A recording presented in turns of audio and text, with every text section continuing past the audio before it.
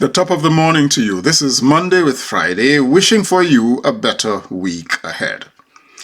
The other day, I took an interview for a certain position. The search committee unanimously recommended me to their board, and the board unanimously selected me as their choice. Now, even though some pockets of people have spilled the beans, I'm awaiting the entity's public announcement before I say anything more.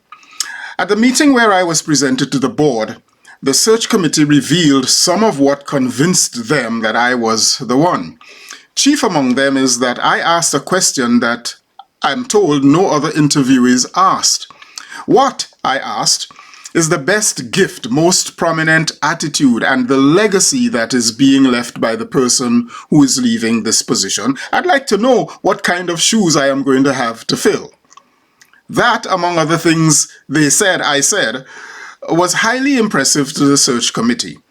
I asked that question strategically at the very start because I wanted to convey something about my philosophy of leadership, which is also my philosophy of ministry. In leadership, but especially in ministry, I consider myself one of many runners in a relay race. My predecessor, who has run their leg, hands me the baton, and someday I shall hand that baton to a successor who shall run their leg.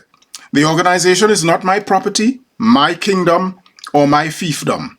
It is both the people's organization to whom I am accountable, and it is God's property with which I must be faithful. The members of a relay team do not compete against each other. Instead, the runner in each leg depends heavily on the others, and each successive leg builds on the previous one. And when the race is won, it is the joy and the success of the whole team, and they all share it together.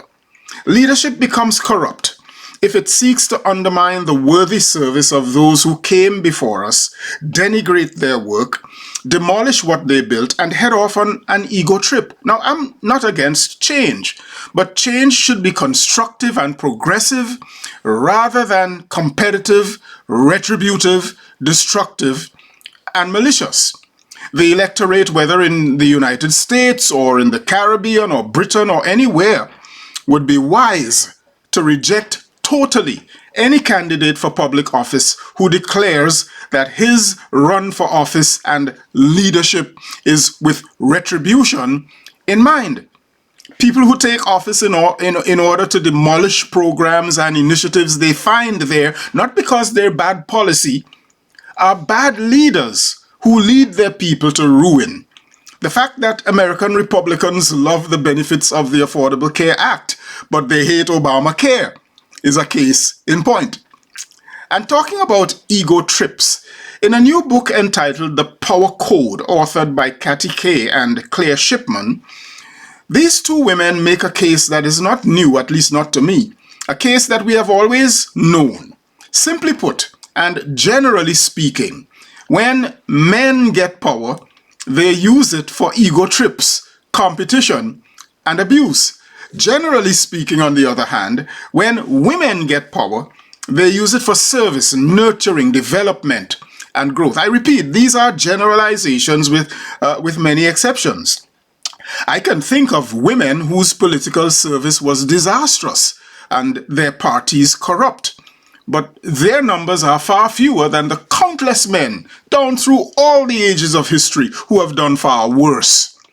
I hasten, though, to notice a very disturbing trend, at least here in America. Political women, especially in one of the two major political parties, lie as shamelessly as the men do. They spout violence as flagrantly as the men. Perhaps then it may be more about the culture of that party and the culture of something that is going on in America more than it is something that's happening to women in general. Now, the person I shall be succeeding in the weeks to come is a woman. She has done admirable service and has left the immensely diverse organization as one of the healthiest financially, socially, relationally, among others of its kind here in the United States. It is my honor to honor her, to build on what she has left, and to become a partner with the gracious people she has nurtured and developed. Now, this week I am away attending a conference and would not appear here next week. I'll be back with you on July the 3rd. Given my new assignment, there may be some changes ahead for this program. I do not yet know what it would look like, but I remain aware that many of you look eagerly for Monday with Friday. It takes a lot of time to produce this program weekly, and it's extracurricular. I'm not paid for doing this job. And you will encourage me if you continue to share and like these videos more widely.